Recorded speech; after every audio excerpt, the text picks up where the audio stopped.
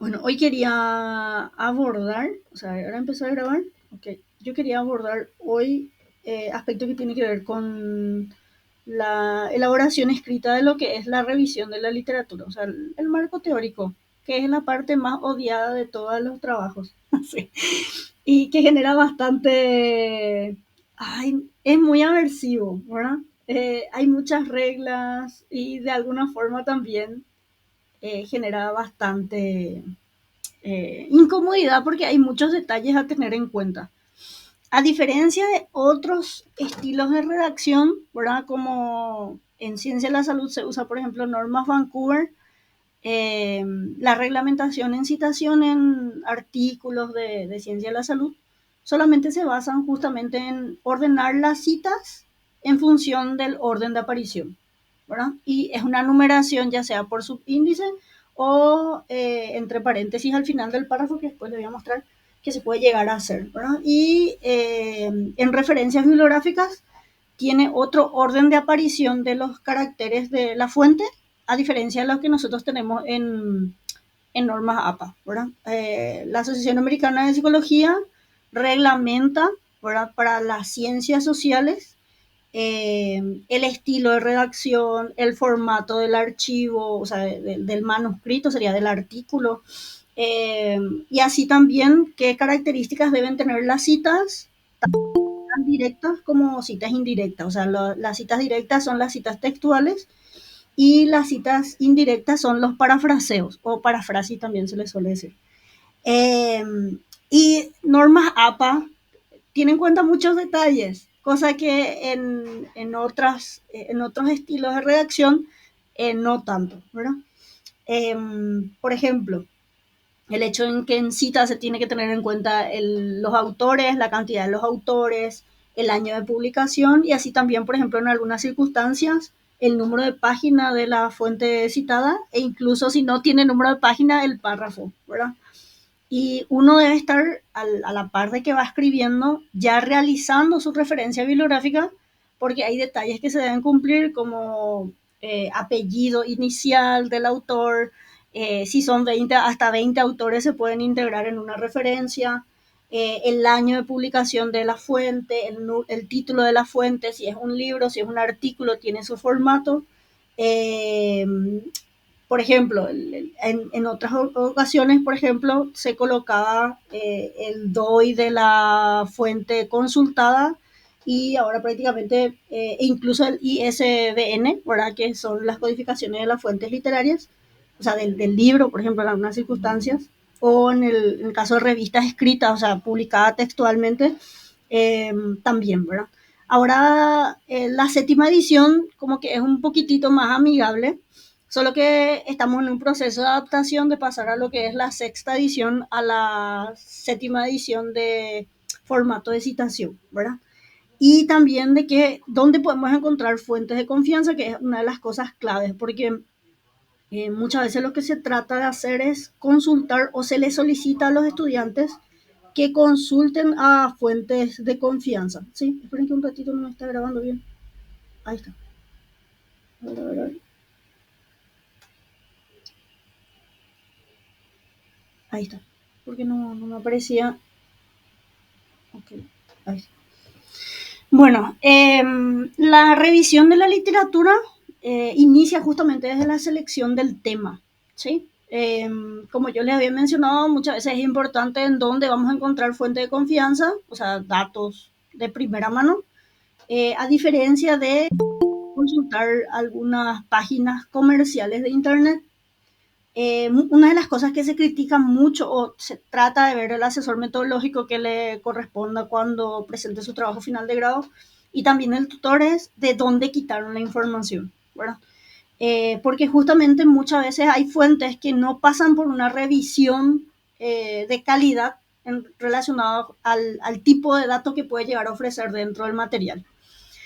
Sabemos que de alguna forma las revistas de alto impacto, que son las que se encuentran en las primeras 100, en los primeros 100 posicionamientos en base al tema que se quiere investigar, tiene bastante rigurosidad en base a qué datos se va a buscar, la base de datos si no fue falsificada o no, o duplicada, eh, si el análisis de datos fue oportuno en base a la base de datos que se proporcionó, si el proyecto o el protocolo de investigación pasó por una evaluación de comité de ética, que es lo que tendríamos que tener nosotros en psicología clínica específicamente, ya que muchas veces trabajamos con poblaciones vulnerables, o sea, prácticamente con individuos con patologías crónicas o incluso trabajar con niños y adolescentes, involucra criterios éticos a tener en cuenta para poder realizar un trabajo de investigación. Entonces, generalmente la revista de alto impacto exige, por ejemplo, una evaluación o un permiso del comité de ética que indicaría que el proyecto cumple con criterios éticos y también metodológicos para que se haya realizado, y de alguna forma también indica de que hay un control, un filtro, uno de los filtros que tenemos que tener, ¿verdad? Prácticamente nosotros en la facultad contamos con el tutor teórico, vamos a decir así, y el asesor metodológico, que es el que proporciona la universidad para el control de los trabajos, en este caso los proyectos de investigación y el informe. Pero en realidad lo que se trata dentro de lo que es el área de la salud, que exista un comité de ética que regule justamente eso para poder verificar si los procedimientos se dieron como deberían de ser, ¿verdad? En base a justamente a no utilizar grupos vulnerables, famoso para cumplir el principio ético de justicia, ¿verdad? De poder tratar equitativamente a todos los individuos y no utilizar grupos vulnerables para beneficios de otros grupos, ¿verdad? Así también la selección de los sujetos, si es apropiado, si es justo, y muchas veces para descartar personas con características específicas, por ejemplo, personas con discapacidad, deben estar fundamentados metodológicamente y teóricamente para el descarte de esas personas, para que no exista una forma de discriminación en el proceso de la realización del trabajo, ¿verdad? Siempre y cuando la selección de casos sea fundamentado y sea apropiado en el proceso de recolección de datos, se suele aceptar justamente esos puntos. Por eso en el apartado de criterios de inclusión y exclusión de la selección de los individuos, es importante saber por qué se trabaja con un grupo y no con otro. Y muchas veces la revisión de la literatura nos puede fundamentar esos aspectos. Entonces, otra cosa en particular que tenemos que tener en cuenta, aparte de la selección de los sujetos, ¿verdad? Tiene que ver con el análisis de los resultados. Muchas veces hay personas o hay revistas que no quieren publicar artículos en donde las hipótesis de la hipótesis nula de no existe relación, no existe diferencia, etcétera, etcétera, son justamente las que quedan en el análisis de datos. Cosa que independientemente del resultado, debe ser publicado justamente el trabajo o el dato que se llegó a obtener en ese análisis de resultados con el grupo pertinente, ¿verdad? En algunas circunstancias existen otras conductas no éticas de investigación como, eh, a ver, vamos a decir, no se hace una revisión detallada de las fuentes que pueden sustentar nuestro constructo, nuestra variable. Simplemente se hacen como una especie de mosaico, como que se descarga los 20 artículos y 3 4 libros, y bueno, y vamos a hacer una especie de mosaico de marco teórico, ¿verdad? Sin tener una revisión pertinente, una lectura profunda y conocer específicamente sobre el constructo, ya que justamente en la defensa o incluso el asesor metodológico puede cuestionar sobre por qué se incluye X autor u otro para poder fundamentar esa lección. O sea, todo proceso de trabajo debe estar fundamentado. Y algo que yo siempre sugiero es que tengan una especie de agenda en donde ustedes vayan anotando qué decisiones toman y por qué, tanto desde la selección del tema, la selección de los antecedentes e incluso las fuentes, ¿verdad? Eh, Porque es un motivo de cuestionamiento a la hora de presentar el trabajo, ¿sí? Si hay cambios, también van a poder tener registrado, ya sea en la agenda, ¿verdad? De cómo fundamentar en caso de que sea cuestionado en el proceso de defensa, ¿verdad? Entonces, hay diferentes aspectos que tienen que ver con conducta no ética, que incluye justamente la no citación o incluso fragmentación de trabajos. O sea, me pasó a mí en una circunstancia de que nosotros en psicología tenemos una forma de evaluar que incluso nosotros podemos seleccionar las dimensiones que podemos llegar a respetar o incluso reportar datos a la hora de publicar. Eh, Cosa que en otras disciplinas hay bastante rigidez en justamente en los datos que se pueden reportar en un artículo. Por ejemplo, me tocó en el 2018 hacer un trabajo sobre conducta infiel, ¿verdad? Y utilizamos un inventario que es el inventario multidimensional de infidelidad y tiene diferentes dimensiones. La dimensión de bueno, la conducta infiel, motivos de conducta, o sea, de infidelidad, consecuencia de infidelidad, etcétera. Tenía como 4 a 6 dimensiones. Y el análisis de datos reportaba como, o sea, a mí me tocó, la parte que a mí me correspondía realizar tenía que ver con el análisis de datos y generalmente el análisis de todos los resultados me reportaba prácticamente 50 hojas de presentación. Esas 50 hojas categóricamente es imposible publicar en un artículo. Hay veces que justamente dentro de nuestra disciplina nosotros podemos llegar a fundamentar de por qué reportamos artículos en parte 1, parte 2, parte 3, incluso parte 4, ¿verdad? Para poder justamente mencionar los resultados de todas las dimensiones y del constructo general relacionado al trabajo en particular. ¿Qué pasa? Hay personas que justamente lo que hacen es hacer una recolección de datos y posteriormente esa misma recolección utilizan para publicar diferentes artículos. Y eso se tiene que ver con publicación fragmentada, cosa que no está reglamentada, o sea, es un criterio justamente para publicar en revistas que se encuentran, por ejemplo, en Cielo o Simago o otras fuentes bibliográficas. Los que se encuentren en una primera escala con menor rigurosidad probablemente acepten, pero en artículos que tienen que ver con mayor rigidez de criterio de publicación, generalmente les indica a los autores que no es un aspecto ético llegar a publicar resultados fragmentados o utilizar, por ejemplo, los datos sociodemográficos, utilizar otras variantes usando la misma base de datos. Una de las cosas que yo realicé es justamente de que en otras circunstancias nosotros en psicología tenemos esa particularidad en nuestros constructos y a la hora de mandar el artículo a las revistas siempre contaba la verdad de los hechos, ¿verdad? O sea, conté que mi base de datos era de tantas personas, recolectamos en tal tiempo, el análisis de los resultados tiene más de 50 páginas y que es imposible publicar en un artículo porque generalmente los artículos tienen límites de páginas y también generalmente en la parte de resultados nos pide entre 4 páginas para poder sintetizar lo más importante dentro de lo que es el trabajo que se realizó. Entonces yo pedía permiso para ver si existía la posibilidad de publicar sobre el mismo constructo, fundamentando la elección del instrumento y cómo estaba constituido. Por ejemplo, revista de la facultad nos rechazó, revista que tiene que ver con Academo, que es una revista de la Universidad Americana que está en Cielo, nos rechazó porque las personas que corregían el trabajo no eran psicólogos. Por eso es importante también quién evalúa las fuentes para saber justamente si la presentación del trabajo es apropiada o no. Ahora, me tocó en todas las revistas que llevo a presentar, o sea, a pedir para que se publique. También me tocó en otra instancia, ¿verdad?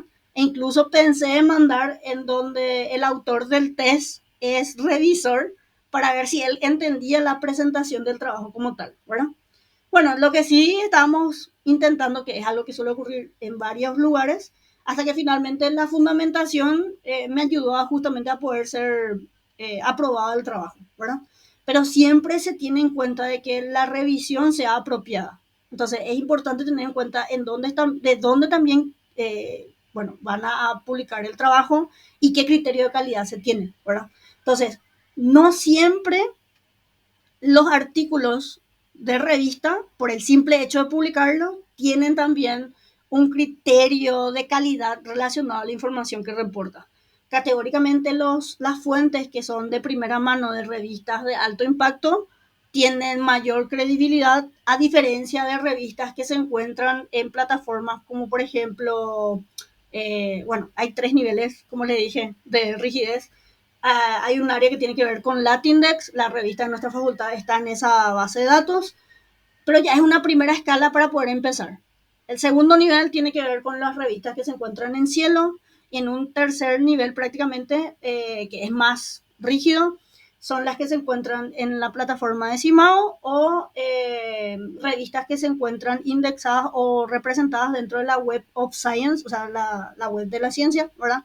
Que indica justamente revistas que solamente pueden entrar ahí con criterios de calidad, como por ejemplo los revisores de los artículos son personas expertas en el tema, se dedican netamente a la investigación, evalúan artículos relacionados a su línea de investigación, son gente espectacular, o sea, cosa que nuestra formación lamentablemente no nos permitiría poder realizar ese tipo de trabajo, ¿verdad?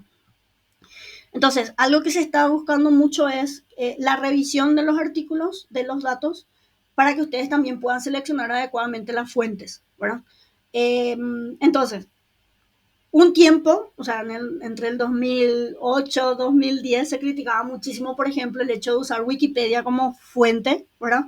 E incluso Wikipedia estuvo pasando por un proceso de filtros de fuentes, pero algo que yo siempre suelo recomendar es vean las fuentes que están citadas en Wikipedia y vayan a la fuente principal, ¿verdad? O sea, si le menciona a Stenberg, vayan al libro de Stenberg, a leerle a Stenberg de qué es lo que dice sobre el constructo que quieren estudiar, ¿verdad? Vayan a la fuente primaria, ¿sí? Eh, por eso no siempre se recomienda usar Wikipedia, ¿verdad? Porque pueden ocurrir algo también que suele pasar, es el famoso efecto, a ver cómo le digo, teléfono cortado, ¿verdad? Muchas veces las citaciones no van a reflejar, siempre y cuando no sean citas textuales, ¿verdad? O sea, sean parafraseos, pueden no reflejar la esencia del mensaje del autor original, ¿sí? Entonces, tengan en cuenta si las citaciones son citas textuales o no a la hora de que van a citar, o es recomendable justamente verificar en la citación la fuente e ir a la fuente primaria, ¿sí? Para justamente evitar confusión relacionado a la idea de la teoría o el fundamento teórico del autor principal, ¿verdad? Entonces, Profe, discúlpame, tengo entendido que en Wikipedia cualquier persona puede entrar y puede modificar lo que está escrito ahí. O sea que no sabemos si tiene o no claro, un sustento claro, científico lo que dice. claro, por eso justamente hay gente que dice, por eso yo no recomiendo usar esa fuente, sino que si encuentran algo que les parece llamativo, ¿verdad? Porque es lo primero que sale en Google, vayan a la fuente primaria, ¿sí? Revisen las referencias bibliográficas y vayan a la fuente primaria y lean la fuente primaria. Y ahí vamos a ver si lo que está citado en Wikipedia es sólido o no. O sea, no ir a Wikipedia, sino que usar como un medio para buscar información, ¿verdad? Eh, Justamente recién estuve viendo el manual de APA séptima edición y justamente reporta algunas referencias, citas, o sea, van a tener justamente ustedes también acceso, ¿verdad? Para poder buscar información, pero algo que hace poco, ¿verdad? Recomendaba un docente que se llama Alejandro Posadas, que creo que ya les hablé de él, la semana pasada, mencionaba que justamente hay base de datos en, como por ejemplo la Asociación Americana de Psicología, Redalic, eh, una base de datos que solamente tiene metaanálisis o estudios experimentales, ¿verdad? Obviamente el nivel de rigurosidad es mucho mayor, que se basa justamente en datos basados en evidencia, ¿verdad? Entonces son más críticos a la hora, incluso ese tipo de fuente llega a pedirle a los autores la base de datos, la evidencia del consentimiento informado, ellos mismos hacen el análisis de datos y se llegan a la misma conclusión, verifican con los las personas que formaban parte del estudio, si ellos realmente respondieron a los cuestionarios o a los instrumentos, ¿verdad? Para verificar que no sea falsificación o invención de datos, ¿verdad? Entonces, algo que se está tratando justamente es poder llegar a ese nivel de rigurosidad, pero requiere justamente de personas que sean bastante detallistas en poder verificar esos datos, ¿verdad? Esperen 2 segundos, voy a buscar justamente alguna de las cosas que mencionaba él. E incluso contar también de que algo súper genial que tenemos hoy en día es el hecho de que tenemos gestores bibliográficos para poder citar y referenciar las fuentes, ¿verdad? Cosa que antes hacíamos a mano y generalmente nos olvidábamos a ver, del artículo, del autor y los detalles de la fuente para poder referenciar, ¿verdad? En 2 segundos estoy tratando de ver la presentación, estoy buscando la presentación justamente como para poder mostrar una de las fuentes que se suele tener en cuenta. Lo que pasa es que nosotros, bueno, cuando estábamos en la facultad nos recomendaban, por ejemplo, usar Google Académico. Y algo que este profesor llegó a mencionar es que no siempre las fuentes de Google Académico pasan por una revisión de pares, cosa que sí pasan las revistas que están en Latindex, en Cielo, Simago y la Web of Science, ¿verdad? Entonces, de alguna forma, cuando encuentren fuentes en Google Académico, traten de verificar de qué revista es o si no es una revista, ¿verdad? Si es, por ejemplo, una tesis de una universidad, de qué universidad es, ¿verdad? Entonces, si pasó por lo que es la revisión de pares, ¿verdad?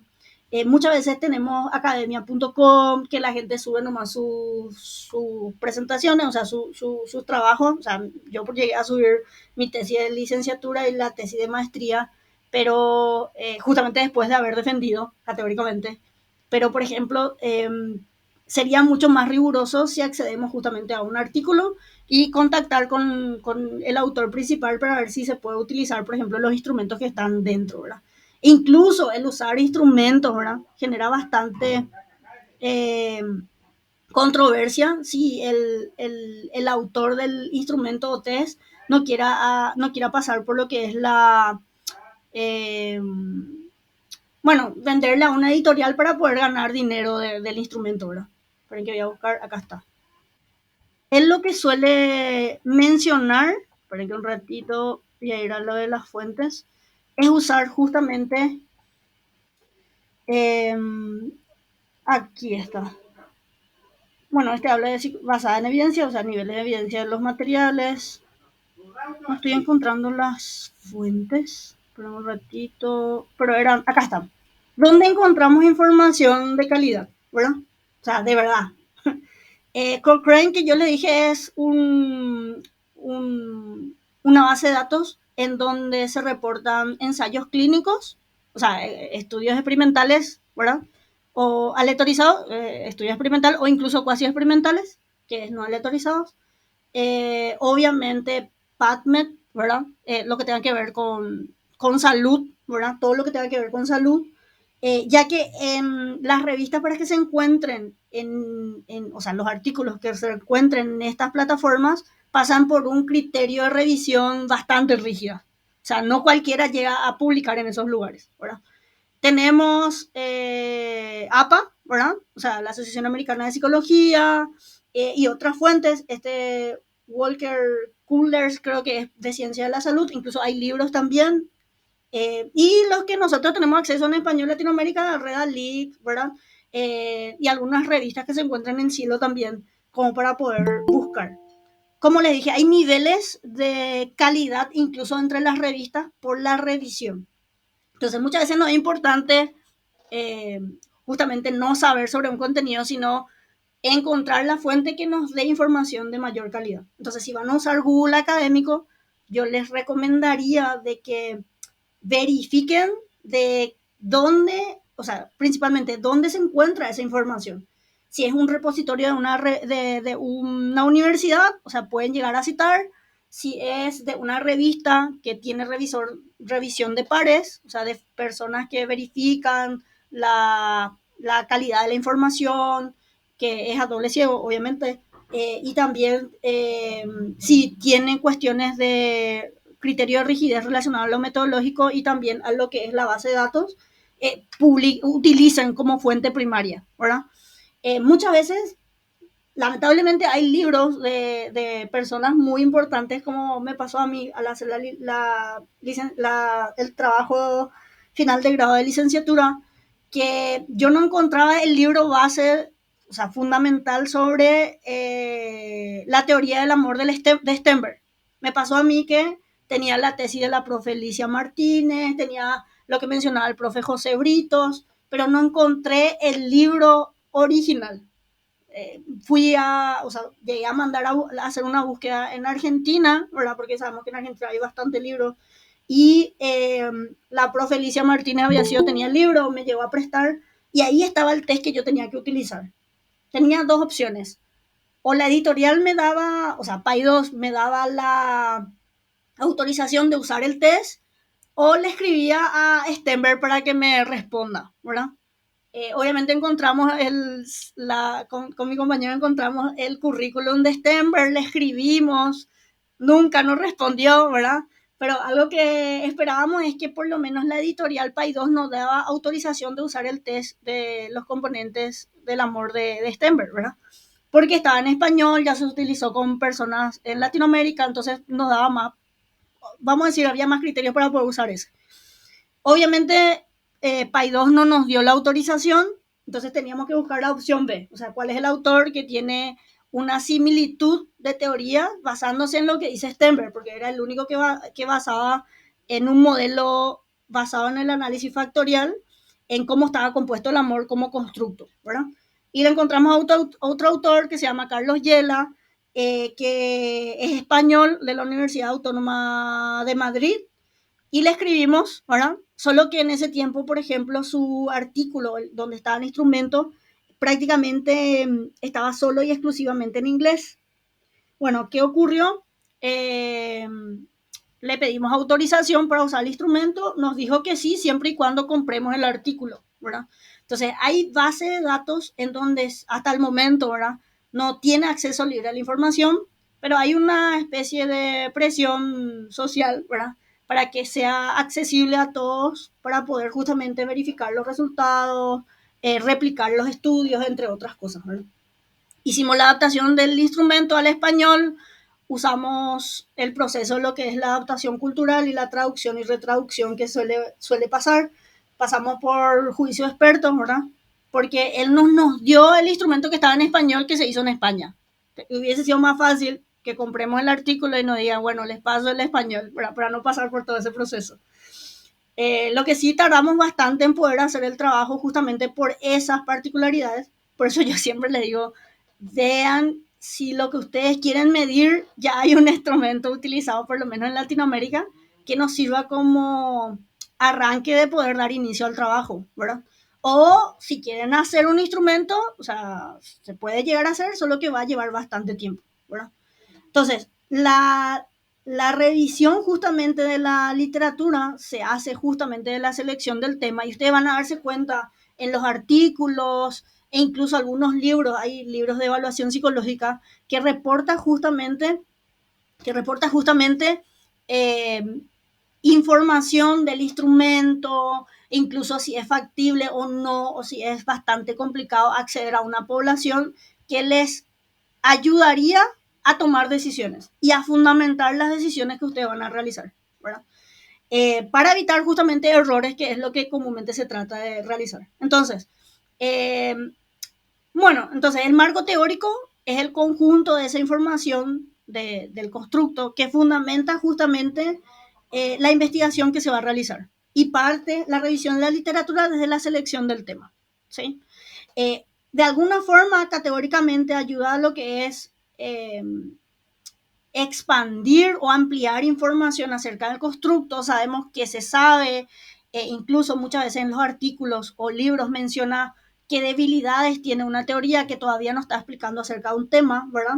E incluso podemos conocer si es una teoría que recién tiene pocos años de haberse descubierto y tiene, por ejemplo, en el caso de la inteligencia emocional como base teórica científica, el de Salovey y Meyer tiene 10 a 15 años recién de construcción, ¿verdad? O sea, y generalmente lo que usan otros teóricos es apropiarse y mercantilizar acerca del constructo que generalmente es muy vendible, ¿verdad? Pero es diferenciar entre alguien que es marketero a la hora de hacer la revisión versus alguien que sí probó por medio de algún modelo teórico en base a un análisis de resultado exhaustivo, sí, bueno, cómo estaba constituido el constructo, en base a sus dimensiones, en base a los ítems justamente que suele ocurrir a la hora de crear instrumentos, que ayuda justamente a crear modelos teóricos. Entonces, lo que ayuda justamente el marco teórico es a sustentar, ¿verdad? Y también a poder redactar el planteamiento del problema, ¿verdad? O fundamentar o describir justamente el planteamiento del problema, porque van a saber qué escasez de información hay o qué cosas faltan por descubrirse, ¿sí? Así también ayuda a definir las variables, definición conceptual y operacional, y así también a redactar lo que es la hipótesis de investigación, ¿verdad? Por eso desde el vamos ya tienen que empezar a leer, ¿verdad? Incluso se nota en cuestiones de preguntas que alguien que maneje el tema hace 2, 3 preguntas y ya se va a dar cuenta si el estudiante leyó o no leyó sobre el tema. Si es una cuestión de mosaico en su marco teórico o si realmente se tomó el tiempo de leer, ¿verdad? Entonces, el marco teórico lo que hace es sustentar y fundamentar el trabajo de lo que ya se sabe acerca del constructo que se quiere estudiar, ¿sí? Como ya saben, tanto la pregunta de investigación como la hipótesis ayuda a dar norte al trabajo que se quiere realizar, ¿sí? De qué se quiere llegar a responder y qué se busca justamente con el trabajo que se quiere presentar. Ahí creo que se va a ver más grande. Bueno, ¿qué funciones tiene el marco teórico? Obviamente, en base a los otros trabajos ya presentados y los libros que van a leer, artículos de revista e incluso libros, van a evitar prevenir errores porque van a leer las limitaciones, por ejemplo, de los artículos, les puede orientar de qué resultados hay con poblaciones similares, ¿sí? En diferentes contextos y va a ayudar a orientar el trabajo de investigación, ¿verdad? Obviamente amplía información acerca del constructo que se quiere estudiar y guía para evitar justamente desviarse acerca del tema central. Porque a veces leemos y queremos, bueno, vamos a estudiar un constructo, pero después empezamos a leer y otro autor relacionó 2, 3 constructos. Bueno, yo voy a hacer lo mismo, ¿verdad? Suele ocurrir que no queremos desviar acerca de lo que nosotros buscamos realmente a la hora de hacer el trabajo. Obviamente documenta la necesidad de realizar el estudio, o sea, el fundamento del planteamiento del problema, ¿verdad? Conduce al establecimiento, como le dije, ayuda a redactar la hipótesis y a definir justamente las variables, tanto conceptual en base a la teoría y la definición operacional en base a la medición que se va a realizar del constructo. Obviamente por mencionar acerca de huecos, debilidades o a veces cuando hay polos opuestos de resultados, ¿verdad? Ayuda a inspirar nuevas líneas de investigación. De qué se falta saber acerca de un tema, ¿verdad? Y como ya sabemos, es nuestro marco de referencia, es lo que nos sustenta en la definición y los antecedentes que tenemos acerca del tema que queremos estudiar. El marco teórico tiene 2 etapas. La revisión de la literatura, que es un proceso de selección de fuentes, por eso es importante en dónde buscar, ¿verdad? Y la segunda etapa es la de producto cuando empezamos a escribir, ¿verdad? Que tiene que ver con la redacción misma del marco teórico, ¿verdad? Entonces, importante, en la revisión de la literatura es en dónde buscar, ¿verdad? Y le cité algunas de las fuentes, incluso eso se basa en un artículo científico de revisión, ¿verdad? Justamente que ayuda en detectar, incluso discriminar, porque van a leer y van a decir, bueno, este autor no le voy a citar en mi trabajo, van a ir seleccionando. Primero detectan, leen, seleccionan y posteriormente van a pasar a lo que es la redacción del marco teórico, ¿verdad? Entonces, las fases suelen ser de revisión, detección, obtención, consulta, extraer información y posteriormente complementar las fuentes para la redacción propia del marco teórico, ¿verdad? Pero es importante discriminar entre fuentes primarias y fuentes secundarias. Algo que mi profesora, por ejemplo, me decía, Jessica, no, yo no le quiero, yo quiero que te vayas al libro de Stenberg. Profe, pero no tengo el libro. La profe Licia citó en su trabajo, no puedo usar la tesis de la profe Licia Martínez, le decía yo. Yo te recomiendo que vayas al libro para que vos tengas mejor conocimiento acerca de los componentes del amor. Y yo en principio no entendía de por qué, pero ahora por una cuestión de teléfono cortado que suele ocurrir, ¿verdad? Es importante ir en primera instancia en tratar de obtener la fuente primaria y en caso de que no se consiga, sí podamos hacer cita de citas y usar fuentes secundarias, ¿verdad? O sea, en el hipotético caso de que yo no haya conseguido el libro de Stenberg, yo podía sí usar la tesis de la profe Licia Martínez para poder mencionarle a este autor principal dentro de mi trabajo, ¿verdad? Entonces, ¿qué es una fuente primaria? ¿Verdad? Lo importante, ¿verdad? Es toda fuente que me proporcione datos de primera mano, ¿sí? Pueden ser justamente, obviamente, las tesis, los artículos de revista, ¿verdad? Que pasen por una revisión categóricamente, ¿verdad? Monografías, libros que hayan pasado por un proceso y generalmente hay libros que se basan en investigaciones, ¿verdad? Se hacen un compendio de varias investigaciones sobre un tema, ¿verdad? En donde el autor que escribe obtuvo información de primera mano, o sea, reporta sus resultados, ¿sí? Entonces, los libros justamente nos pueden ayudar en donde ustedes verifiquen que el autor principal esté mencionando sus resultados obtenidos en algún estudio, ¿sí? Entonces, esos resultados que se obtienen, por ejemplo, en el trabajo de la profe Alicia Martínez, me servían a mí como fuente primaria para poder contrastar sus resultados con los míos en mi discusión, ¿sí? Entonces, los resultados de la profesora me servían como fuente primaria.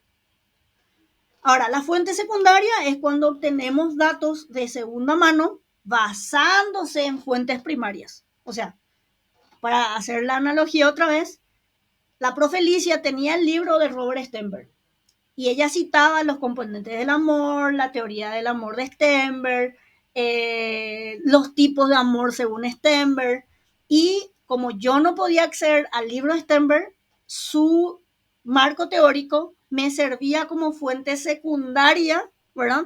Para poder citarle al autor principal que yo necesitaba para mi trabajo, ¿sí? Entonces, los marcos teóricos de las tesis que se encuentran en la facultad, que son cita de cita muchas veces, nosotros podemos hacer cita de cita, nos sirve como fuente secundaria. Pero tratemos de buscar fuente de primera mano para no caer en la tergiversación, ¿sí? Fuente terciaria pueden ser justamente boletines, trípticos del Ministerio de Salud, que se basan en fuentes primarias y secundarias para poder reportar datos, ¿sí? Lo que traten, por favor, de hacer, el famoso cita de cita de cita, ¿verdad? Traten de evitar eso justamente por el problema de que se puede llegar a tergiversar la información original del autor, ¿sí? Entonces, eh, procuren buscar libros y artículos de primera mano, ¿verdad? Como es lo que yo trataba de hacer. Si no consiguen al autor que les parece muy sólido la forma de exponer acerca de la teoría del constructo que ustedes quieren estudiar, ¿verdad? Si no consiguen y consiguen otra persona que cita, utilicen la fuente secundaria, pero solo en esa condición, ¿sí? Para evitar justamente tergiversaciones. ¿Cuál es la diferencia entre las fuentes primarias con las fuentes secundarias y terciarias? Es que el conocimiento de las fuentes primarias son de primera mano y estamos mucho más seguros de lo que realmente dijo el autor o obtuvo el autor. Porque el hecho de no citar adecuadamente puede llegar a la tergiversación, incluso mala interpretación de la teoría del autor original, ¿sí? Por eso hago más promoción de ir a fuentes primarias y tratar de evitar la fuente secundaria y solo en casos excepcionales tratar de usarlo. Entonces, el marco teórico generalmente inicia cuando posterior a la lectura de antecedentes, incluso los modelos teóricos de los autores, tenemos un conocimiento más bien amplio acerca de lo que se describe acerca del constructo. ¿Qué pasa principalmente? Como sabemos que hicimos una buena revisión de la literatura, hay algo que se llama, espérenme, voy a acordar el término, saturación. O sea, cuando ustedes ya llegan a leer sobre un tema, ya sea libros o artículos, y nos le aporta información nueva, quiere decir que ustedes ya están especializados o conocen bastante bien acerca del constructo que están investigando. Y van a incluso poder tomar decisiones mucho más objetivas para poder realizar el trabajo de investigación. Van a poder fundamentar incluso el diseño que van a poder realizar. ¿Sí? Entonces, de alguna forma, lo que se suele hacer para poder llegar a escribir o pasar el proceso de producto, de la redacción práctica del marco teórico, corresponde justamente a ir seleccionando las fuentes e integrando la información que dicen los diferentes autores. Una estrategia que se suele recomendar es la elaboración de un índice o mapeo. Famoso, ahora voy a buscar mi trabajo de especialización, ¿verdad? Famoso, lo que solemos hacer es buscar la definición del constructo, las características, las teorías, en caso, por ejemplo, de depresión, cómo tratar, qué tipo de tratamiento existe, etiología, sería las teorías acerca del origen o cómo se produce justamente un diagnóstico, en este caso de la depresión, que ayuda a guiarnos de cómo ir ensamblando o describiendo dentro del marco teórico acerca de las ideas de los diferentes autores e ir complementando de manera coherente y lógica. ¿Qué me pasaba a mí cuando yo leía los trabajos del año pasado y los años anteriores? Es que a veces no había un orden o no había una coherencia lógica entre los párrafos. Me cambiaban de tema. O sea, es como una especie de mosaico. Se unieron párrafos sin tener en cuenta la coherencia lógica de cómo ir hablando acerca de un tema. Entonces, de alguna forma, generalmente creaba confusión, o sea, a mí me dejaba bastante confusa relacionada al tema que se estaba investigando, ¿verdad? Entonces, el crear un índice, ¿verdad? Ayuda a poder tener una organización de qué se va a hablar en el trabajo. E incluso ustedes van a tomar decisiones del por qué hasta ahí van a llegar, ¿verdad? Voy a compartir el trabajo que presenté el año pasado y van a ver cómo también son las citas según normas Vancouver, ¿verdad? Como para poder tener en cuenta también, ¿verdad? Creo que, vamos a ver si se ve. Sí, se ve. Así, eso no me quería. Bueno, generalmente la elaboración de las... bajar. La elaboración de un índice ayuda a que nosotros sepamos hasta qué punto vamos a profundizar en nuestro trabajo acerca de los constructos o variables que queremos estudiar. O sea, yo, por ejemplo, mi trabajo tenía que ver con la relación de la ansiedad y la depresión con el riesgo suicida en estudiantes de medicina. Entonces, el tema más boom, que llama más la atención, por eso inicié hablando con el suicidio. Aparte del antecedente, hablé primero del suicidio. Obviamente las teorías que englobaban el suicidio, qué factores de riesgo existen, qué factores protectores, incluso de intervención y qué características estaban relacionadas justamente como factores protectores. ¿Sí? Después hablé de lo que era, bueno, como hablé de depresión y también ansiedad, hablé primero justamente de la depresión como trastorno. Los datos epidemiológicos, las teorías o modelos que hablaban acerca de la causa, ¿verdad? El tratamiento farmacológico como no farmacológico y posteriormente hablé de lo que es la ansiedad. Entonces, este mapeo, este índice ayuda a que nosotros podamos desglosar acerca del tema que vamos a escribir dentro del marco teórico, ¿verdad? Y tiene una coherencia lógica a la hora de trabajar. Otra cosa importante es que Word, bueno, el año pasado, en noviembre, encontré un plugin que se inserta en la bibliografía de Word para poder hacer citaciones en normas APA séptima edición, pero también existen gestores bibliográficos para poder hacer las citas y las referencias de manera automática, ¿verdad? Yo personalmente utilizo Mendeley. Mendeley es un gestor bibliográfico que identifica los datos de la fuente que vamos a consultar, ya sea artículos, generalmente artículos, y algunos libros digitales que ya tienen metadatos, que es el nombre del autor, el año de publicación, el título del libro, etcétera, etcétera, etcétera, que es captado por este software y de alguna manera automáticamente podemos insertar las citas y categóricamente redactar las referencias. Como yo les mencioné, las normas Vancouver se citan según orden de aparición de la fuente. ¿Verdad? Acá ven número 1, número 2, etcétera, etcétera, etcétera. ¿Verdad? Y en las referencias bibliográficas, automáticamente ya me hace según la normativa que yo le pida. Me aparece, obviamente, en primer lugar, la Organización Mundial de la Salud, que es la primera fuente citada según normas Vancouver, porque es la primera cita. Y los datos que debe tener cuando citamos y referenciamos fuentes en Internet. ¿Por qué muestro normas Vancouver? Porque a veces los psicólogos clínicos publicamos en revistas relacionadas a salud mental, ¿verdad? Pero en la facultad, en nuestra facultad, usamos el estilo de redacción que es las normas APA, ¿verdad?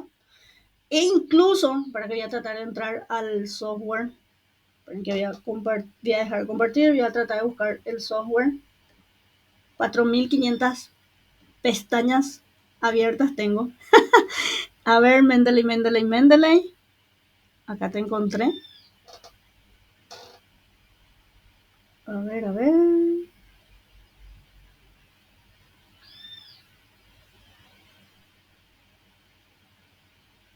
Uh-huh. Ahí está. Toda pantalla. Ok, ok. Ahí está. Mendeley tiene la facilidad, voy a hacer una especie de publicidad. Mendeley tiene la facilidad de que ustedes pueden armar sus propias carpetas en donde están las fuentes que van a integrar dentro de su documento. E incluso pueden llegar a revisar, en caso de PDF, pueden llegar a revisar dentro del software la fuente. ¿Sí? Y leer, marcar, subrayar, pueden hacer eso. Nos da esa facilidad. Obviamente se puede agregar de manera automática e incluso hay un plugin, una extensión en Google Chrome que ayuda a identificar los datos de las páginas web que quieren citar ustedes. Obviamente, lo que está a mi costado, ¿verdad? Hace referencia a los datos, o sea, los metadatos de este artículo, ¿sí? Tenemos que es una revista, es un artículo de revista, el nombre del artículo, los autores ya está como tiene que estar, ¿verdad? El nombre de la revista como tal, el año de publicación, el volumen, el número y las páginas. Automáticamente estos metadatos ya están bien constituidos según cómo detectó este software esta fuente. Pero a veces, cuando hacemos escaneo y cosas como esa, generalmente nosotros debemos verificar de editar categóricamente bien estos datos para que las citas y las referencias se hagan automáticamente, ¿verdad? Bueno, yo tengo Word 2013. Si tienen Word 2019 en adelante, les es mucho más fácil, en donde pueden integrar en Office, o sea, en Word, un plugin de Mendeley en este programa. El problema es como yo tengo Word 2013, tengo que hacer siempre esto. Opciones, me debo ir a complemento. Hay un complemento relacionado justamente a poder complemento de Word, ir, le digo que me reconozca el Mendeley, ¿sí? Como complemento bibliográfico, me dio a aceptar y automáticamente acá me apareció en referencias. Tenemos que habilitar contenido, obviamente, y acá me sale que el estilo de redacción de cita y referencia es Vancouver, porque está en Vancouver. Me reconoció automáticamente. Yo le pido que me hagan APA séptima edición y automáticamente me va a hacer. Estoy esperando. Ahí, aquí. Acá está. APA séptima edición, ya está. Los datos de las fuentes. Me ordenó por orden alfabético. Lo que tiene que estar en cursiva está en cursiva, ¿verdad? Porque muchas veces el nombre de la revista, cuando es artículo de revista lo que se consulta, debe estar en cursiva, ¿verdad? También me coloca, por ejemplo, datos como el número, el volumen de un artículo, ¿sí? Y se adapta de acuerdo a la fuente que se consulta. Bueno, este es un artículo de revista. Yo le pido sexta edición y me va a hacer sexta edición también. ¿Sí? Esperen que vamos a hacer que me haga sexta edición. Ahí está. Que involucra otros datos que ahora prácticamente se eliminaron según normas APA séptima edición. Bueno, voy a poner séptima edición otra vez y vamos a irnos a las citas. Esperen que haga un ratito. Ahí cambió. Bueno, mis citas. Vamos a ir a las citas. Profe, si tu Word es del 2010. Creo que tenés que hacer cada rato, eso que yo hice, tenés que hacer cada rato. De Bueno, identificar el complemento. Por eso estoy grabando. Y acá, por ejemplo, me aparece la cita. ¿Ven? Que se enfoca en el texto. ¿Sí? Según normas APA séptima edición, cuando es un solo autor, se menciona el apellido del autor y posteriormente el año. Cuando son dos autores, van los apellidos de los dos autores, por ejemplo, Martínez Lescano, 2019, ¿verdad? Pero cuando son tres autores o más, se coloca et al. Y esto automáticamente ya me hizo. O sea, no se van a estresar para nada como nos estresamos cuando hacemos a mano. Pero ¿qué es importante? Que el software reconozca bien los datos o los metadatos del archivo. Entonces, hoy en día hay artículos que están en Cielo, que están en Redalic, que reconoce automáticamente el software los metadatos de la fuente. Pero tengan en cuenta de siempre leer porque pueden haber errores en la redacción. Por ejemplo, a mí me pasó una vez que todo el título del trabajo estaba unido sin, o sea, no había separación entre las palabras. Entonces, a cada palabra le tuve que poner el, el espacio, ¿verdad? Pero es detalle, porque automáticamente acá ya me hace como yo quiero que me haga. Bueno, Arce Martínez et al. Esta es una parte del libro azul de psiquiatría que hizo el doctor Arce, el profesor de psicología médica y psiquiatría de la Facultad de Ciencias Médicas. Eh, el profe Marcelo Panza, ¿verdad? Como él tiene dos apellidos, pone los dos apellidos automáticamente. Panza Lombardo, 2021, ¿verdad? Eh, bueno, si complementamos, por ejemplo, dos fuentes, ahora me coloca automáticamente las fuentes que fueron consultadas y ordena, como ya saben, según el tipo de cita que se realice. A mí, yo sinceramente les recomiendo usar un gestor bibliográfico. Hay otros gestores bibliográficos como Zotero, el plugin de Word también que pueden usar, pero creo que hasta APA, como APA el libro de APA séptima edición se creó en el 2020, creo que no sé si va a integrar, si hay una actualización que integre este plugin de séptima edición, sexta, séptima edición. Pero yo tengo en una carpeta y voy a subir porque encontré hace poquito, ¿verdad? Eh, ya que justamente les es más fácil justamente en poder registrar, obviamente cuando se hace por plugin de Word, se registra la fuente, los datos a mano, no es como Mendeley que ya reconocen los metadatos de la fuente, ustedes integran a mano los datos e incluso aquí, al darle clic aquí, van a ver qué otros datos pueden incluir de la fuente, si es un libro, si es un artículo de revista, si es una tesis o tesina, pueden usar informe, ¿sí? Generalmente eso no lo solemos usar. Artículo de revista, tesis, tesina, monografía, que tiene que ver con informe, tesis doctoral, tesis de grado o tesis de maestría, informe, queda en informe. Y justamente seleccionar aspectos que tienen que ver con los datos que se deben integrar. Como saben, apellido inicial, ¿verdad? En el caso de Word, va a ir separado los autores por punto y coma, ¿sí? Para que el plugin de Word identifique quién es el primer autor, el segundo autor y así sucesivamente, ¿verdad? Bueno, entonces, les recomiendo que sigan un canal, ¿verdad? Red Propaganda, que a mí me facilita la vida, y si me facilita es porque va a servir, ¿verdad? Que se llama Psicologízate en casa, ¿verdad? Hay un profesor que se llama Alejandro Posada, que ya le mencioné, y él hace videotutoriales de cómo traducir artículos del inglés al español.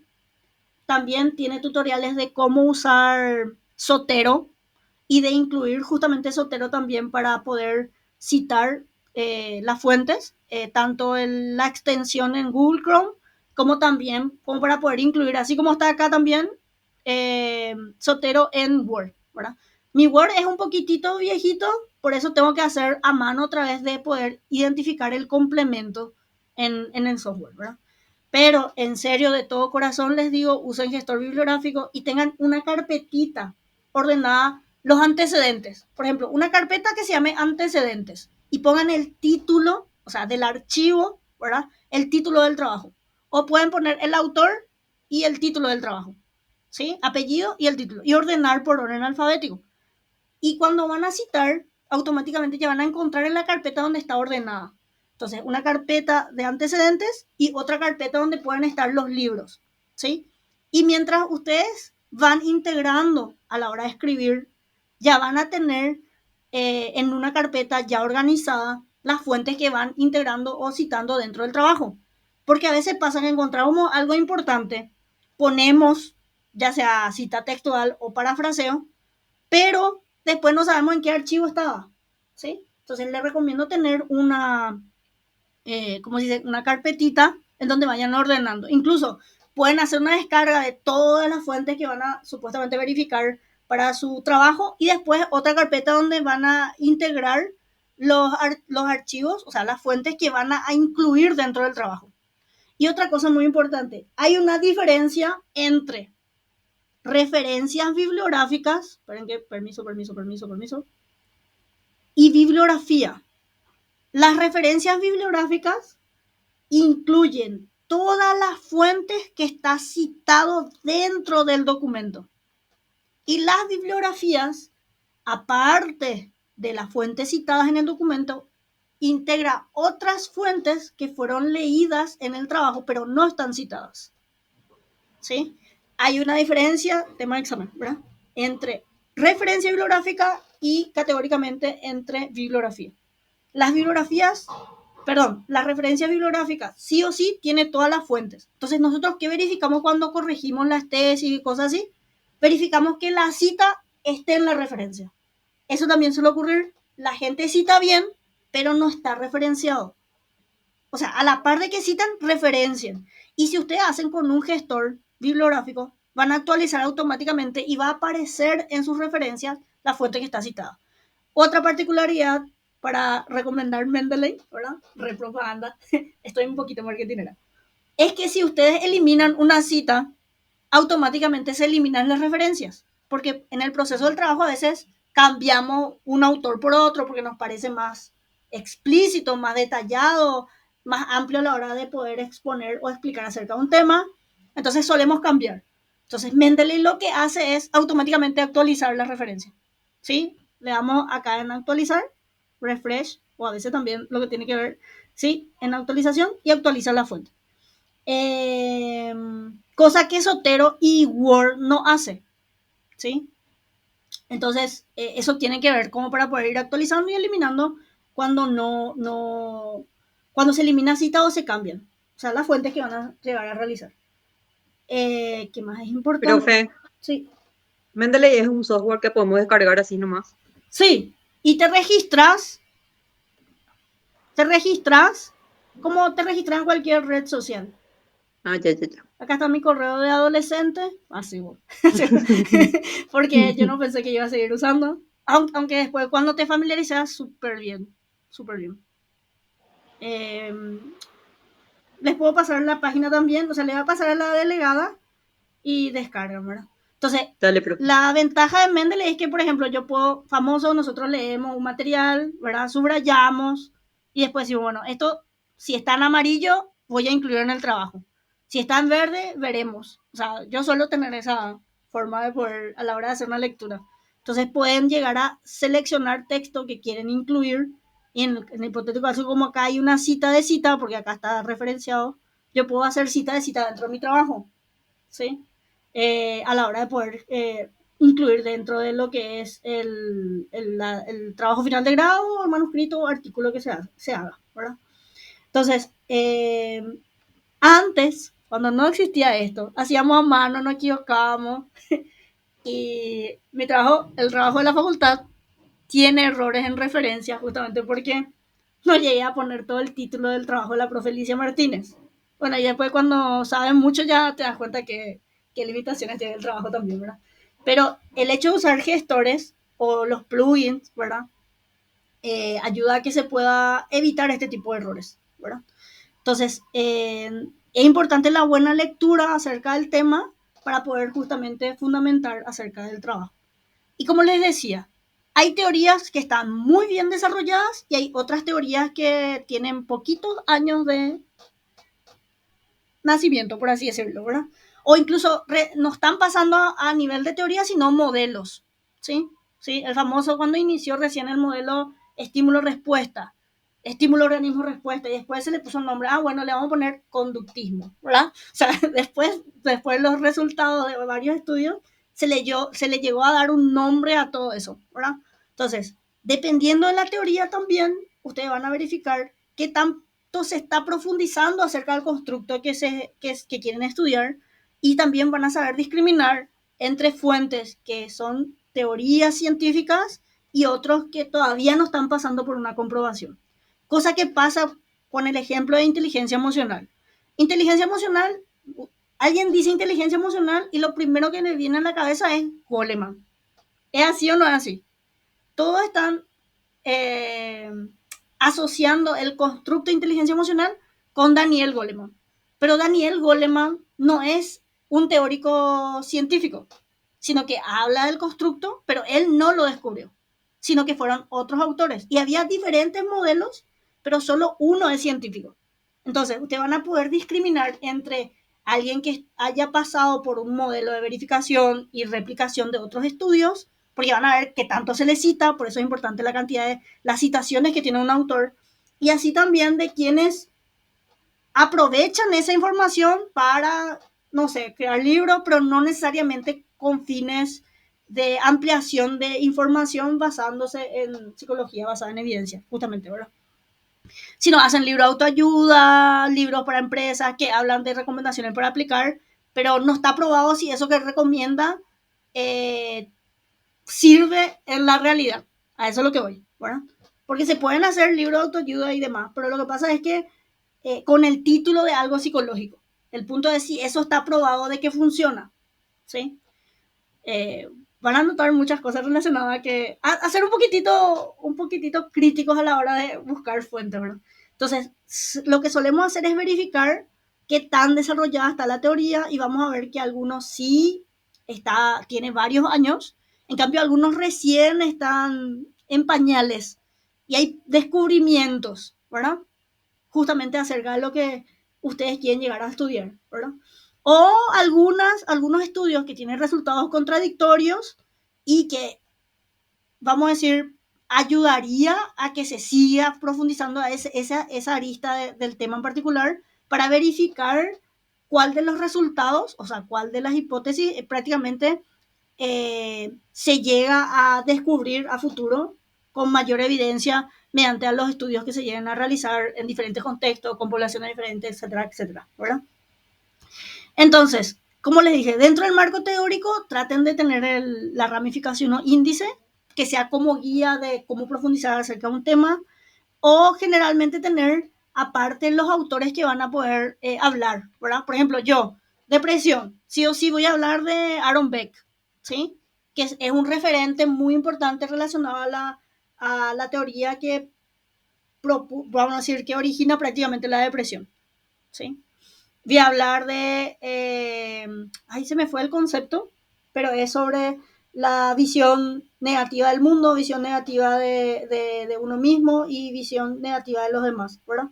Me olvidé el término, el título de eso, pero justamente ese autor es importante porque sí aportó acerca de lo que tiene que ver con teoría cognitiva también, relacionado a lo que es la explicación de la depresión, ¿verdad? La Entonces, triada, se me fue el nombre también. sí, La sí, sí, triada. triada cognitiva de la depresión. Ahí está, sí, eso. Eso me olvidé. Pero justamente ayuda a poder desglosar, ¿verdad? Tenemos un índice de temas a hablar, incluso qué autores son más relevantes, ¿verdad? como yo les dije, las citaciones nos sirven como criterio para dos cosas. Uno, para ver si el autor lo que descubrió es de gran aporte y explicación acerca de un problema a nivel social, o incluso para solucionar o entender mejor un constructo, o porque hizo plagio y falló en ética, o sea, tuvo conducta no ética en investigación. Las personas tienen citas por dos cosas. Tienen muchas citas por dos cosas. O porque está aportando, o porque se le está criticando y se le está trozando, vulgarmente hablando, porque no hizo bien las cosas. Bueno, entonces, como le dije, ¿cómo sabemos que hicimos una buena revisión de la literatura?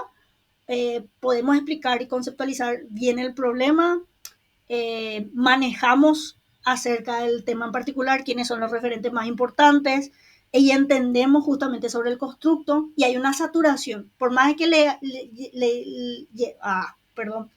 lleguemos a leer otra fuente, no nos aporta información nueva, ¿sí? Y justamente utilizan fuentes de confianza, que es una de las que yo les estuve mencionando, ¿verdad? Hay una página en internet, esperen un ratito, les voy a buscar, que es, esperen, que está en un video de YouTube que tengo en el canal, acá, que un mexicano muy vale, y yo le tengo mucho aprecio y cariño a la persona que hizo eso porque facilita la vida. Pero voy a poner marco teórico. Hizo una lista de fuentes, vamos a decir, de referencias para consultar, ¿sí? Y les voy a pasar el script para que vean. Ay, no me digan que se cerró otra vez. Porque lo que ocurría es que entre el 2020 y 2021, 2021-2022 ya no se podía acceder a la fuente. Un señor lo que hizo fue crear una especie de biblioteca o índice de referencias, ¿verdad? O sea, nos facilitó, al menos facilita muchísimo la vida, ¿sí? Para poder acceder, ¿verdad? Es este. Junto artículos, junto repositorio de tesis, repositorio de libros, también justamente revistas, ¿verdad? Y hay algunas revistas que tienen acceso libre a la información, o sea, vas a acceder al resumen, a la introducción, materiales y métodos, resultados de discusión y conclusiones, ¿verdad? Y como yo le dije, lo que más nosotros solemos aportar o tratar de verificar es usar, por ejemplo, Redalytics, que sí tiene, que es una red de revistas que tienen revisiones pares, justamente para verificar si los resultados, la metodología y la parte ética se cumplen. Generalmente ciencias sociales, DOAG también es ciencias sociales, pero usen con cuidado Google Académico. O sea, yo les recomiendo porque a veces van a encontrar fuentes que no están en revisión. Latindex, ¿verdad? Dialnet también es de ciencias sociales y humanidades. Ya saben que psicología les puse algunas fuentes que son de más confianza. Cielo también. Si van a trabajar en cosas relacionadas a educación, ERIC es la fuente principal porque la base de datos de artículos se basa justamente en educación. Y obviamente dependiendo de cuál sea tu área o disciplina a investigar, hay otras fuentes, ¿verdad? Salud, PubMed, categóricamente. Eh, También creo que JUR se usa en ciencias sociales y específicamente educación. Tenemos IEEE para informática, etcétera, etcétera, etcétera. La persona que hizo esto nos facilita la vida porque ya nos da la posibilidad de acceder, hacer la búsqueda con palabras claves y acceder a los artículos, ¿verdad? Que nos puede ayudar. Elsevier, se usa ciencia de la salud también, solo que algunos artículos están pagos. No todos. Los que son viejitos, así súper importantes, son de pago. Pero los que son actualizados de algunas revistas están en acceso libre a la información. En biblioteca de la UNED, etcétera, etcétera. O sea, la persona que se encargó de hacer esto, yo cuando vi, fui feliz porque incluso ya sabemos que hay repositorios de alguna universidad de Latinoamérica. La UNA está creando su repositorio también. No sé cómo va a ser cuando nuestras tesis salgan ahora a nivel mundial. A ti, ¿verdad? Por mi trabajo, ¿verdad? Porque nos van a criticar y está bien, así avanza la ciencia, ¿verdad? Entonces, les voy a compartir en el chat justamente para que puedan copiar también. Y categóricamente siempre recomiendo registrarse en Psico. Ya son las 2, profe. Gracias, Ana. Bueno, terminando. Gracias.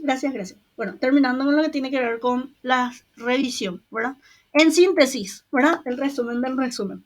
El marco teórico o la perspectiva teórica, también se le puede llamar de esa forma, es donde se contiene el fundamento teórico de lo que queremos investigar. Tanto las teorías, los antecedentes, ¿sí? E incluso nos ayuda a fundamentar el planteamiento del problema, ¿sí? Para crear nuestra pregunta de investigación, nuestros objetivos. Y de alguna forma, la pregunta de investigación y los objetivos, y así también aspectos de la construcción del trabajo que tiene que ver con principalmente la hipótesis y las variables, surgen de la revisión que nosotros hacemos, ¿sí? Porque nosotros leemos que cómo se define el constructo, cómo se mide y nos ayuda a poder definir conceptual y operacionalmente y en base a los antecedentes qué posibles resultados podemos llegar a tener, ¿sí? Obviamente, el marco teórico tiene dos fases, la revisión de la literatura, que incluye justamente lo que es el poder identificar las fuentes, ¿verdad? Revisarlos y posteriormente seleccionar cuáles van a ser incluidos en nuestro trabajo y posteriormente de eso hacemos el trabajo de lo que es el proceso de la redacción propia del marco teórico, ¿verdad? Que generalmente se recomienda hacer un índice o mapeo y también un mapeo relacionado a autores que sean referentes para poder desglosar y desarrollar el tema en nuestro marco teórico, ¿verdad? Entonces, hay una fase de proceso, que es la parte de detección de fuentes, y la fase de producto, que tiene que ver con la elaboración propia del marco teórico, ¿verdad? ¿Qué más? Obviamente, la construcción de marco teórico va a depender de qué tan desarrollado está la teoría del constructo que ustedes quieren estudiar. Y van a darse cuenta de cuáles son modelos teóricos que están basados, que tienen evidencia, versus algunos que están estudiándose todavía. E incluso van a haber algunas ideas relacionadas a información inicial de descubrimiento acerca de resultados contradictorios acerca de un tema particular, ¿sí? Es importante por eso consultar fuentes de primera mano, que es las fuentes primarias, ¿sí? Que ayuda a tener datos que pasaron por una revisión de mayor rigurosidad e incluso resultados ya verificados justamente, ¿verdad? Por medio del control de que no se, aparte de no plagiar, no inventar datos, ¿verdad? Por eso hay un proceso riguroso de corrección del trabajo. Nosotros tenemos nuestro tutor, nuestro asesor metodológico y 3 miembros de mesa, ¿verdad? Que corroboren que los resultados que vayamos a reportar hayan pasado por un proceso crítico metodológico como ético, ¿verdad?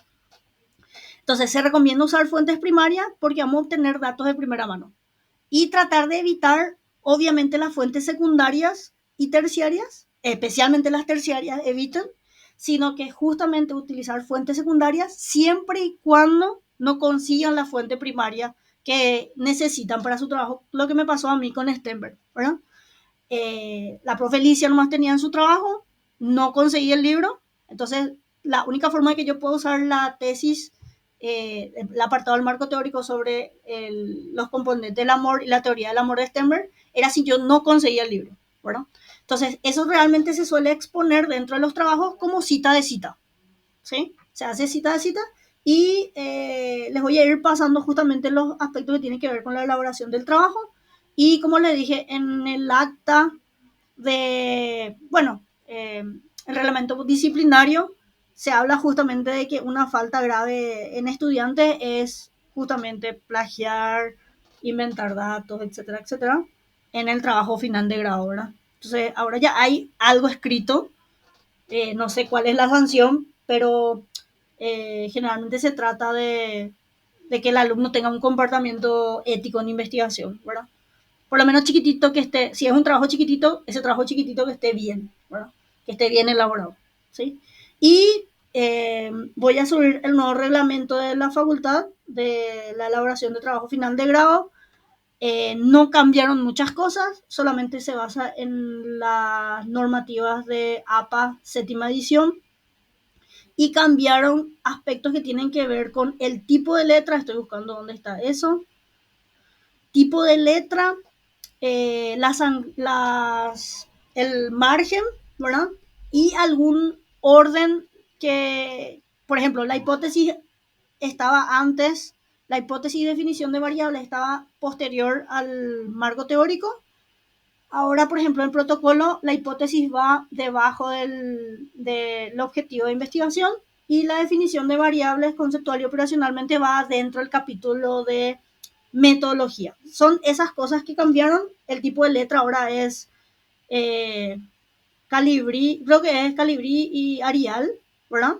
Bueno, acá habla de la estructura, justamente, ¿verdad? Hipótesis y marco teórico antes estaba en hipótesis y definición variable antes estaba en marco teórico y ahora pasó posterior a objetivo, ¿verdad?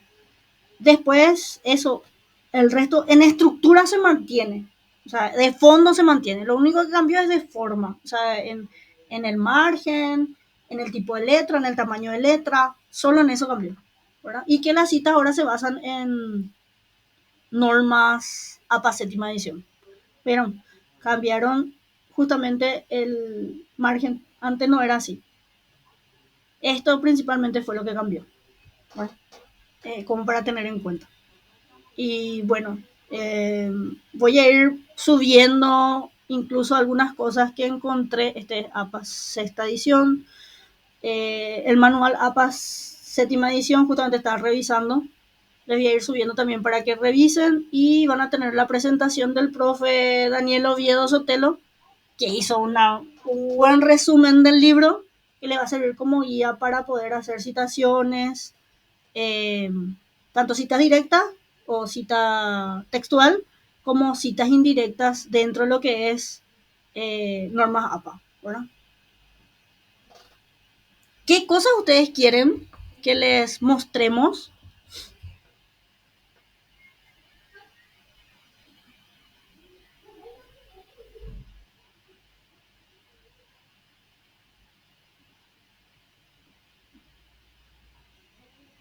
Voy a subir entonces un tutorial para Mendeley y voy a subir el tutorial, o sea, voy a enlazar el tutorial de Sotero para que les sirva para citas y referencias.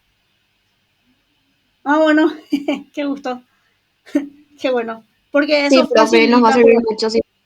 facilita para poder hacer más rápido. Bueno, entonces les dejo, pero así para terminar en tiempo y así entran con el profe Nico. Yo te Y iba a decir, profe, hace rato que tanta es la información que manejas y tantas cosas tenés que, al menos ahora, a muchos nos va a reayudar, ¿verdad?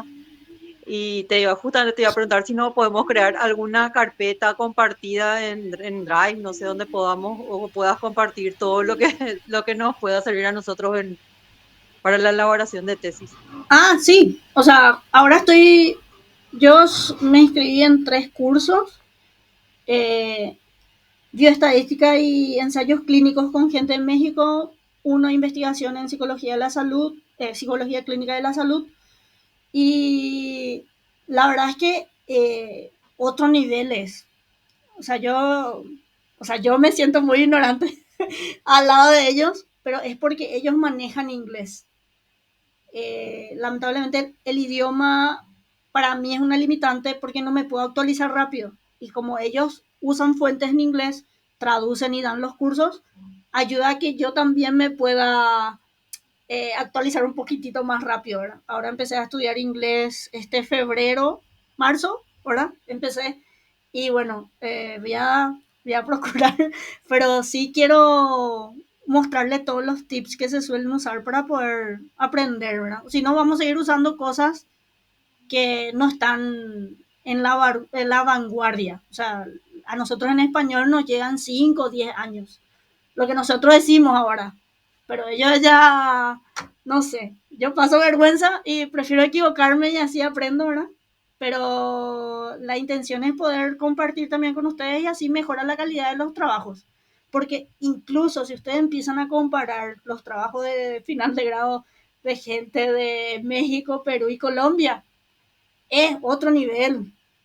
Y lo que nosotros presentamos, me incluyo por mi trabajo de tesina, son trabajos que se hacían en España en el 99. O sea, es como lo que hacemos es de esa época de gente que estaba en la vanguardia, ¿entendés? Y la única forma de romper con eso es, uno les recomienda estudiar inglés y júntense con gente del extranjero para darse cuenta qué cosas tenemos que mejorar.